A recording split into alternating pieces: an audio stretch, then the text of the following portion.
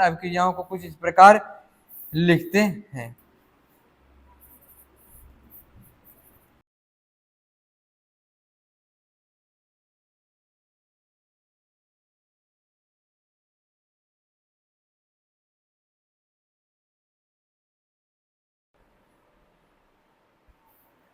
Hello दोस्तों, मैं एक नए वीडियो के साथ आ चुका हूँ। केमिस्ट्री क्लास 10 हिंदी मीडियम के जो बच्चे हैं उनके लिए एक नए वीडियो के साथ आ चुका हूँ। तो बिना कुछ बात किए हुए ज़्यादा हम शुरू करते हैं अपने क्लास को, क्योंकि इम्पोर्टेंट समय क्लास लेना है। बीच बीच में बातें होती रहेंगी। तो हम इससे पहले जो भी इससे पहले टॉपिक थे हम सब पढ़ चुके हैं। हम अपनी नई टॉपिक के साथ सीधे शुरुआत करते हैं। क्या है? अम्लों के साथ धात्विक ऑक्साइड की अभिक्रिया। अब देखिए क्या है, कह रहे हैं कि आप देखेंगे कि विलियन का रंग नीला हरित हो जाएगा। क्या होगा? जो विलियन है इसमें जो उसका रंग क्या हो जाएगा? नीला हरित हो जाएगा। कब होगा? जब कॉपर ऑक्साइड घुल जाता है। जब कॉपर ऑक्साइड घुल जाता है तो उसका रंग क्या हो जाता है? जब क्या होगा? कॉपर ऑक्साइड घुल जाता है तो उसका रंग कैसा हो जाता है? नीला हरित हो जाता है। लेकिन इस विलियन हरित रंग की क्रिया कॉपर क्लोराइड के बनने के कारण होता है। क्या होता है? ये जो रंग होता है नीला हरित, कॉपर क्लोराइड बनने के कारण होता है। फिर बात हो रही धातु ऑक्साइड एवं अम्ल के बीच होने वाली सामान्य अभिक्रियाओं को कुछ इस प्रकार लिखते हैं। फिर कह रहा है कि अब उपरोक्त अभिक्रिया के लिए समीकरण लिखकर संतुलित कीजिए और क्षारक एवं अम्ल की अभिक्रिया के समान ही धात्विक ऑक्साइड अम्ल के साथ अभिक्रिया करके लवण एवं जल प्रदान करते हैं। इसे धात्विक ऑक्साइड अभिक्रिया कहते हैं। अब देखिए, कह रहा है जो धात्विक ऑक्साइड होते हैं वो भी क्या कहते हैं? अम्ल से अभिक्रिया करते हैं। लेकिन क्या है, हमें सबसे पहले धात्विक ऑक्साइड के बारे में समझना होगा, तब हम अम्ल के बारे में देखेंगे। तो सबसे पहले हमारा इम्पॉर्टेंट है कि हम इस जो हेडिंग दी हुई है धात्विक ऑक्साइड, इसको समझने की कोशिश करें। उसके बाद हम अपने अगले टॉपिक शुरू करेंगे। तो देखिए क्या है, अम्लों के साथ क्या है, इसमें दिए हुए हिंट क्या है? अम्लों के साथ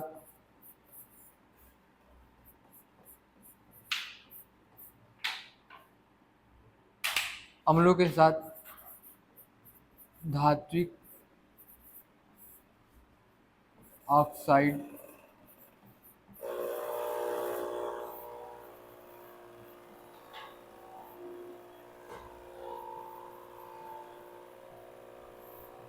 क्या है कि अम्लों के साथ धात्विक ऑक्साइड की अभिक्रिया क्या होती है। तो सबसे पहले हमें देखना है कि धात्विक ऑक्साइड क्या होता है। ठीक, तो धात्विक ऑक्साइड के बारे में देखते हैं। क्या होता है? जब कोई धातु ऑक्सीजन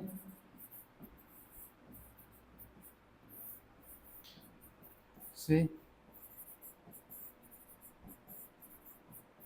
अभिक्रिया करता है तो उसे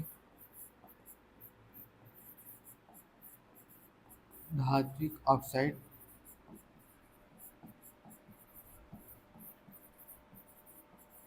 कहते हैं। ठीक है, क्या है? जब कोई धातु, अब धातु और अधातु आप क्लास 9th में समझेंगे कि किसे धातु कहते हैं और किसे अधातु कहते हैं। तो यहाँ बात हो रही है धातु की। क्या है कि जब कोई धातु ऑक्सीजन के साथ अभिक्रिया करता है तो ऑक्साइड का निर्माण करता है। किसका? ऑक्साइड। जैसे कि हमारे क्या है, इसको लिखने का तरीका क्या है? धातु प्लस ऑक्सीजन। ठीक, जब ये दोनों मिलेंगे क्या बनाएंगे? धातु ऑक्साइड। ठीक, अब यहाँ देखिए, जैसे कि हमारे पास एग्जाम्पल के तौर पे क्या है, एक हमारा सोडियम है। ये क्या है? एक धातु है। ठीक, जो हमारा सोडियम है, हमारा जो सोडियम है ये क्या है? धातु है। हमारा एक सोडियम क्या है? एक धातु है। और ये जब क्या करेगा? ऑक्सीजन के साथ अभिक्रिया करेगा। किसके? ऑक्सीजन के साथ। ठीक, ऑक्सीजन के साथ जब ये अभिक्रिया करता है तो क्या बनाता है, धात्विक ऑक्साइड। तो क्या होगा, Na2, ये क्या बन गया, धातु ऑक्साइड यानी सोडियम ऑक्साइड, सोडियम ऑक्साइड। ठीक, ये क्या बन गया, सोडियम ऑक्साइड। अब यहाँ किसका निर्माण हुआ, सोडियम ऑक्साइड का। क्या था, एक हमारा धातु है और एक ऑक्सीजन है। अगर धातु के साथ ऑक्सीजन अभिक्रिया करता है तो क्या बनाता है, धातु ऑक्साइड। क्या बनाएगा, धातु ऑक्साइड। अब ये जो धातु ऑक्साइड है ये क्या करेगा, अम्ल से अभिक्रिया करेगा। और मैं एक नोट करने की इंपॉर्टेंट चीज यहाँ पे है, क्या है, नोट करिएगा आप लोग कि जो हमारा धातु ऑक्साइड होता है ये क्षारी, ये क्या कहते हैं, इसकी जो प्रकृति होती है कुछ क्षार की तरह कार्य करता है। तो अगर आप कोई पूछेगा कि हमारा जो धातु ऑक्साइड है उसकी प्रकृति कैसी होती है, तो इसकी प्रकृति कैसी, क्षारी होती है, धातु ऑक्साइड की। किसकी, धातु ऑक्साइड की। तो लिखना आप कि धातु ऑक्साइड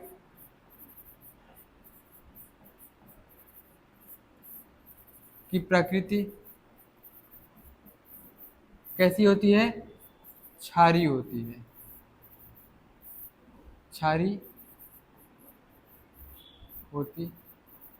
जैसे कि जो हमारा Na2 है, या फिर ऐसे समझे जो धात्विक ऑक्साइड होती है, क्या होती है, जो धात्विक ऑक्साइड होती है, धात्विक धात्विक धात्विक ऑक्साइड। ठीक, ये जो धात्विक ऑक्साइड होती है इसकी जो प्रकृति, इसका जो नेचर होता है, इसका जो थोड़ा काम करने का तरीका होता है, ऐसे समझिए जो इसका कार्य करने का कुछ तरीका होता है, कैसा होता है, क्षारीय होता है। ठीक है, क्या कहता है, कुछ क्षार की तरह कार्य करता है। तो इसकी प्रकृति कैसी होगी, क्षारी। अब हम देखते हैं जो हमारा मेन टॉपिक है, क्या है, अम्लों के साथ धात्विक ऑक्साइड की अभिक्रिया। अम्लों के, क्या है, अम्लों के साथ धात्विक ऑक्साइड की अभिक्रिया, ऑक्साइड की अभिक्रिया। ठीक है, क्या है, अभी क्या है, धातु ऑक्साइड। अगर हमारा ये अम्ल है प्लस क्या है, धात्विक ऑक्साइड, धात्विक ऑक्साइड, तो क्या निर्माण होगा, लवण प्लस। अब लिखिएगा आप कि जब क्या होता है, जो हमारा अम्ल है जब वो क्षार के साथ, सॉरी, धात्विक ऑक्साइड के साथ अभिक्रिया करता है तो लवण और जल का निर्माण करता है। एक तरह से क्या है, अम्ल क्षार की अभिक्रिया जिस तरह होती है उस तरह ये अभिक्रिया, यानी एक क्या है, उदासीनीकरण अभिक्रिया की तरह भी ये कार्य करता है। ठीक, किसके, उदासीनीकरण अभिक्रिया की तरह। अब एग्जाम्पल हम लोग लेंगे, हमारा HCl है, ये क्या है, अम्ल है, और हमारा धात्विक ऑक्साइड इससे क्या है, कॉपर ऑक्साइड। ठीक है, क्या है, कॉपर ऑक्साइड। जब ये दोनों रिएक्शन करेंगे, ठीक है, जब क्या करेंगे, दोनों रिएक्शन करेंगे तो क्या बनेगा, कॉपर क्लोराइड प्लस H2। अब देखिए ये क्या है, कॉपर क्लोराइड। ठीक, और ये हमारा क्या है, जल। ठीक, ये क्या, एक तरह से जो हमारी अम्लों की धात्विक ऑक्साइड से अभिक्रिया, क्या एक तरह से उदासीनीकरण अभिक्रिया भी कह सकते हैं, उदासीनीकरण अभिक्रिया। ठीक है, या फिर अम्ल क्षारक की अभिक्रिया की तरह भी ये कुछ बिहेव करता है। ठीक है, ठीक, एक तरह भी अभिक्रिया का कुछ नेचर इसका होता है। फिर अब अगली बार अगला अपना देखते हैं तब। ठीक, अब देखिए, कह रहे हैं जो क्षारक के साथ अधात्विक ऑक्साइड की अभिक्रिया। अब यहाँ पे क्या कर रहा है बात, जो हमारा क्षारक है वो क्या कर रहा है, वो भी अधात्विक ऑक्साइड के साथ अभिक्रिया करता है। ठीक है,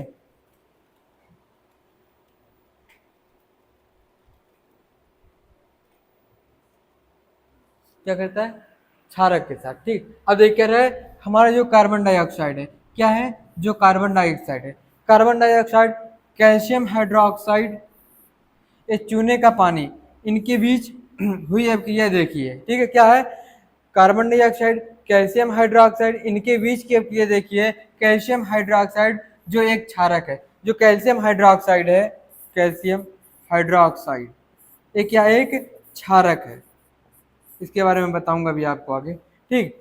कार्बन डाइऑक्साइड क्या है, कार्बन डाइऑक्साइड यानी CO2 के साथ अभिक्रिया करके लवण एवं जल का निर्माण करता है, चूंकि ये क्षारक एवं अम्ल के बीच होने वाली अभिक्रिया के समान है। देखिए क्या कह रहा है, ये जो अभिक्रिया है कुछ अम्ल क्षार के अभिक्रिया की तरह है। क्या कह रहा है, जिस तरह अम्ल और क्षार के बीच अभिक्रिया होती है, कुछ इस तरह भी इसमें अभिक्रिया होती है। अतः निष्कर्ष निकाल सकते हैं कि आधात्विक ऑक्साइड अम्लीय प्रकृति की होती है। अब यहाँ पे देखते हैं मेन बात, मुद्दा क्या इसका है, क्या है,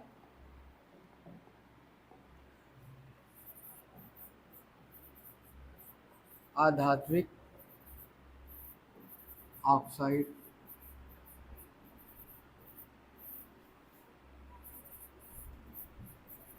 क्षार के साथ अभिक्रिया, क्षार के साथ अभिक्रिया, ठीक। क्या है, जो हमारा आधात्विक ऑक्साइड है इसकी क्षार के साथ अभिक्रिया, या फिर आप क्षारक कह सकते हैं, ठीक है। अब देखिए हम बात करेंगे आधात्विक ऑक्साइड के बारे में, आधात्विक ऑक्साइड के बारे में, आधात्विक ऑक्साइड, ठीक है। अब देखिए जो आधात्विक ऑक्साइड होता है, ये क्या होता है, जब ऑक्सीजन हमारा किसी आधातु के साथ अभिक्रिया करता है तो क्या बनाता है, आधात्विक ऑक्साइड की अभिक्रिया के बारे में।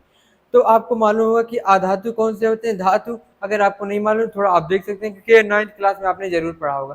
तो जब भी क्या होगा, कोई आधातु ऑक्सीजन के साथ अभिक्रिया करेगा तो वहां पे क्या होगा, आधात्विक ऑक्साइड बनेगा। क्या होगा, जब कोई जब कोई आधातु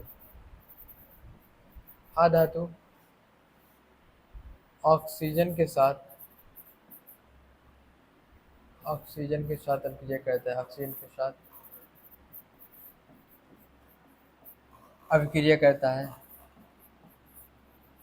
अभिक्रिया करता तो आधात्विक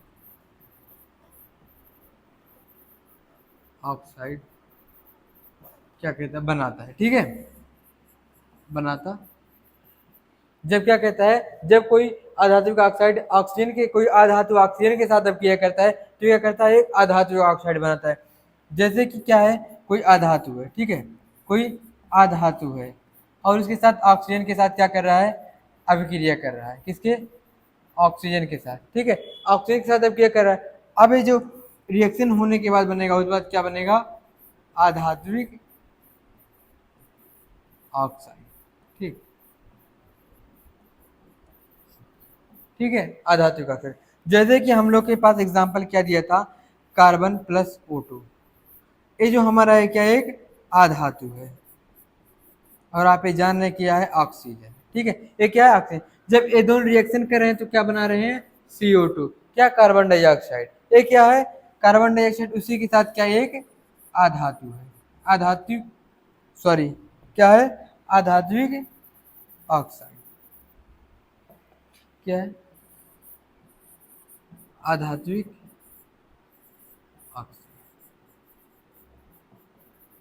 ठीक। यहाँ जब क्या होगा, कोई आधातु होगी, वो ऑक्सीजन के साथ अभिक्रिया करेगी तो आधात्विक ऑक्साइड बनेगी। लेकिन जब क्या होगा, यहाँ पे कोई धातु होगा, क्या होगा, कोई धातु होगा तो क्या बनाएगा, धात्विक ऑक्साइड। मेन बात सिर्फ इस पे पड़ी है, ये जैसा होगा, अगर धातु होगा तो धात्विक ऑक्साइड बनाएगा, और अगर आधातु होगा तो क्या बनाएगा, आधात्विक ऑक्साइड बनाएगी। सिर्फ इसी पे क्या पूरा डिपेंड करेगा, ये क्वेश्चन कैसा आ सकता है, ठीक है, किस तरह का बनेगा। बस आपको इस पे ध्यान रखना, अगर कोई धातु तत्व है तो धातु ऑक्साइड बनाएगा, अगर कोई अधातु तत्व है तो अधातुक ऑक्साइड बनाएगा।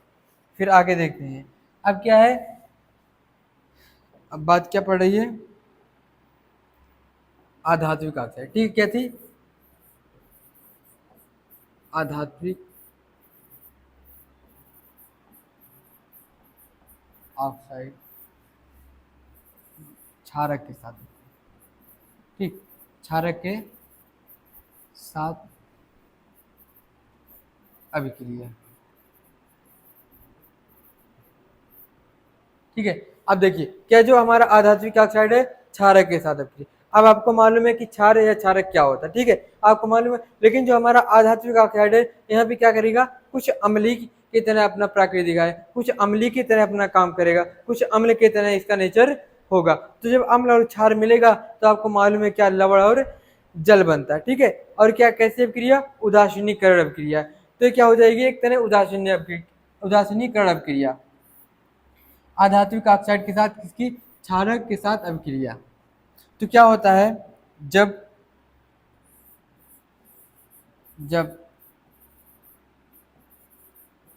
आधात्विक ऑक्साइड क्षारक के साथ अभिक्रिया करता है, किसके, क्षारक के साथ,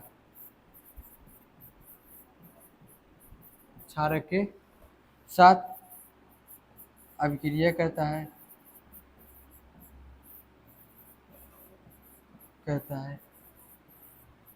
तो लवण व जल का निर्माण करता है, जल का निर्माण करता। ठीक है, अब देखिए क्या है, जो हमारा क्षारक क्या करेगा, आधात्विक ऑक्साइड के साथ अभिक्रिया करेगा तो लवण और जल का निर्माण करेगा। लेकिन एक क्या इंपॉर्टेंट बातें है, एक इंपॉर्टेंट बात एक है, ये है ये जो क्षारक है, ठीक है, ये जो क्षारक है जब जल के में घुलनशील होगा, जल से अभिक्रिया करेगा, जल में घुलेगा तो क्या बना लेगा, क्षार। ठीक है, बस जब यही क्षारक क्या होगा, जल में घुलेगा तो क्षार बन जाएगा। ठीक, तो इसको लिखने का जो इम्पोर्टेंट तरीका है क्या, इसका क्या होगा, क्षारक प्लस आधात्विक ऑक्साइड।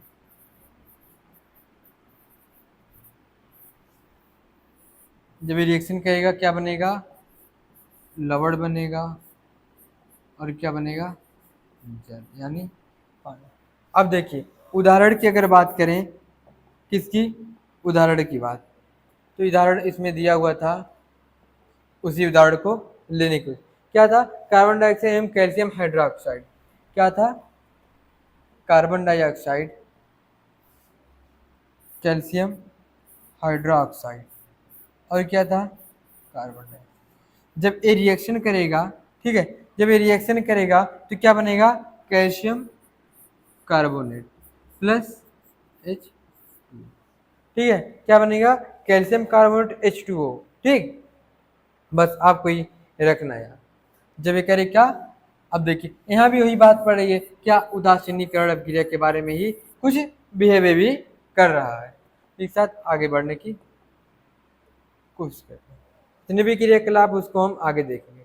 अब बात आ गई अम्लों, सभी अम्लों एवं क्षारकों में क्या समानताएं होती है। कह रहा है जो सभी अम्ल और क्षारक में क्या समानताएं होती है, देखते हैं।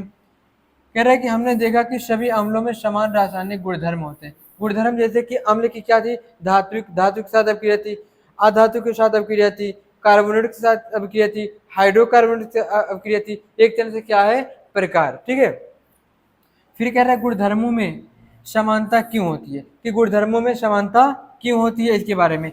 जो हमारा अम्ल है, ठीक है, अम्ल है, इसके जो गुणधर्म है यानी प्रकार है, उनमें समानताएं कुछ होती हैं, गुणधर्म, लेकिन कह रहा है क्यों होती हैं, तो हम इस क्यों का मतलब जानने की कोशिश करेंगे।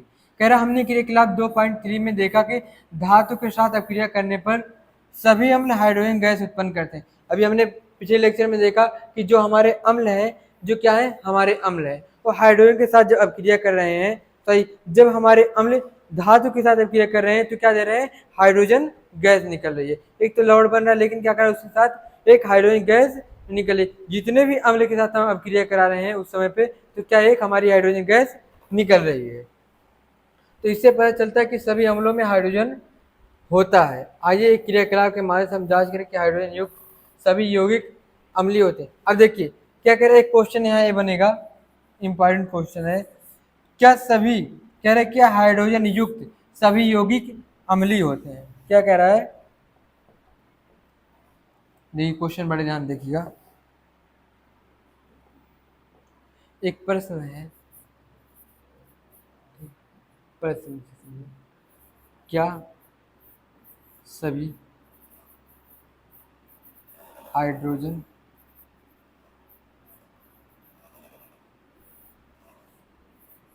युक्त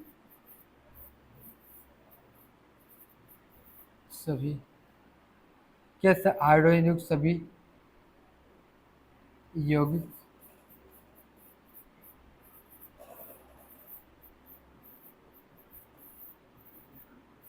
अम्लीय होते हैं।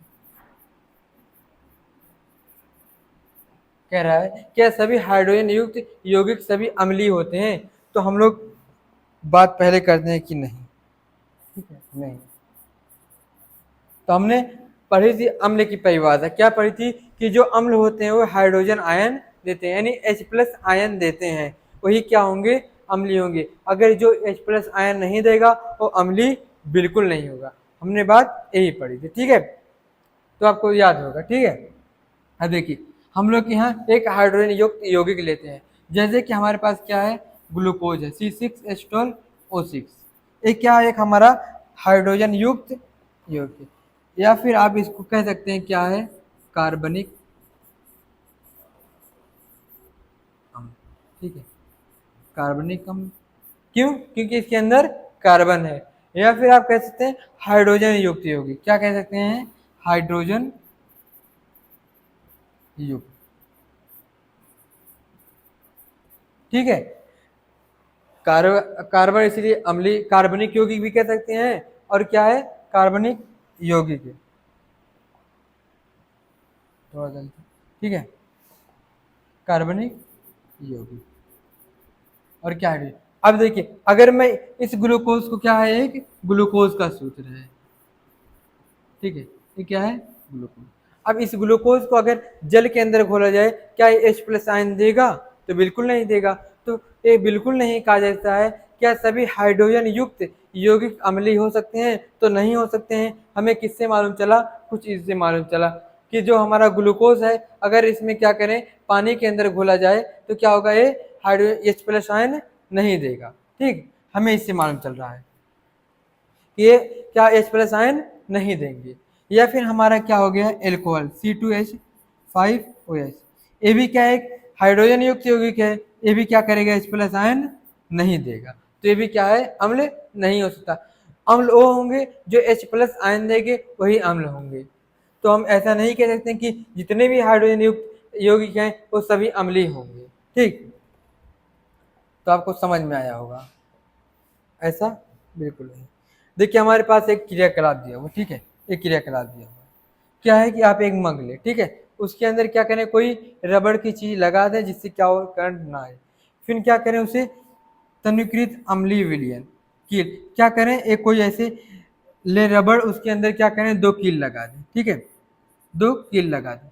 आपने 2 कील लगा दिया, उसके बाद क्या करें, एक बैटरी ले आए, बैटरी ले आए, या फिर सेल, ठीक है, सेल ले आए।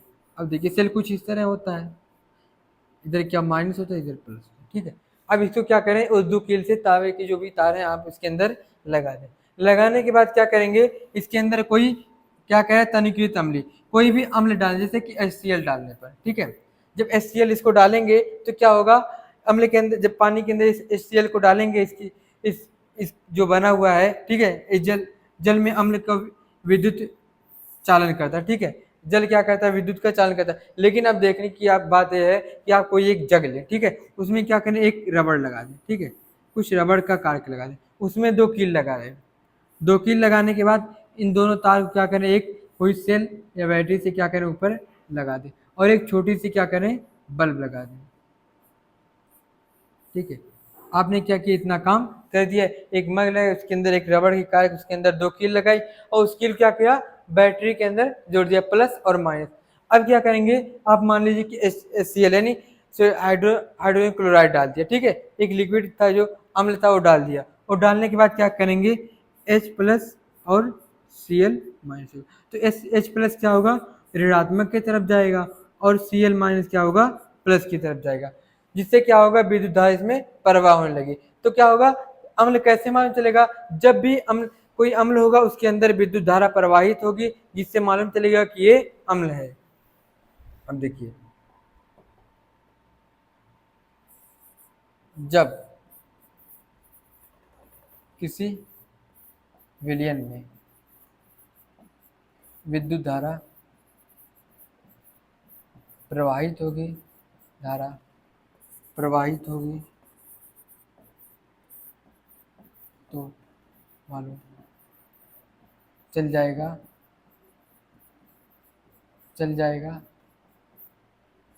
कि ये अम्ल है। ठीक है, क्यों अम्ल है, क्योंकि देखिए क्या होता है, जो विद्युत धारा हमारी प्रवाहित होती है माइनस से प्लस की तरफ, यानी जब तक धनात्मक और ऋणात्मक नहीं होगा तब तक विद्युत धारा प्रवाहित नहीं होगी। इसी से हमें चल रहा है कि ये विद्युत धारा प्रवाहित, तो जो हमारा होता है अम्ल, ठीक है, इसके अंदर क्या होते हैं, प्लस और माइनस आयन होते हैं। जब इसको जल के अंदर हम घोलते हैं तो क्या होंगे, H प्लस और Cl माइनस आयन देता है। ठीक है, H प्लस और Cl माइनस आयन देता है। ठीक है, इससे क्या होता है, विद्युत धारा उसमें प्रवाहित हो जाती है। तो हमें यही पहचानने का तरीका है, जब भी अगर हम किसी विलयन के अंदर विद्युत धारा देखेंगे प्रवाहित हो रही है तो क्या समझेंगे कि ये अम्ल है। तो ये पहचानने का क्या है, बहुत ही अच्छा और आसान एक तरीका है। ठीक, फिर आगे बात करते हैं। अम्ल की स्थिति में बल्ब जलने लगता है। क्या होता है, जब अम्ल होता है तो विद्युत धारा प्रवाहित होने लगती है, जिससे क्या होता है, बल्ब जलने लगता है। फिर एक बात करें, जैसे कि चित्र 2 में दिखाया गया है कि परंतु आप ये देखेंगे ग्लूकोज एवं एल्कोहल में विलयन विद्युत धारा प्रवाहित चाल नहीं करते। अब देखिए क्या रहे, ग्लूकोज और एल्कोहल में देखेंगे, अगर उसको अंदर आपने जब अम्ल को डाला HCl को, तो क्या हुआ, आपका जो बल्ब होता है वो जलने लगा। इससे मालूम चला कि भाई साहब कि इसके अंदर क्या हो रहा है, विद्युत धारा प्रवाहित हो रही है। लेकिन अगर वहीं पे आपने देखा ग्लूकोज डाल करके और एल्कोहल डाला तो क्या हुआ, बल्ब जल ही नहीं रहा। तो इसका मतलब हुआ कि इसके अंदर विद्युत धारा प्रवाहित नहीं हो रही है। अगर प्रवाहित होती तो क्या होता, अम्ल होता। अब देखिए, बल्ब के जलने से पता चलता है कि इस विलयन में विद्युत धारा प्रवाह हो रहा है। अब कह रहे हैं, जब इसमें विलयन में विद्युत धारा प्रवाह हो रहा है तो इससे मालूम चल रहा है कि क्या है, अम्ल है। अम्लीय विलयन में विद्युत धारा प्रवाह अम्ल की उपस्थिति इन्हीं आयनों के द्वारा होती है।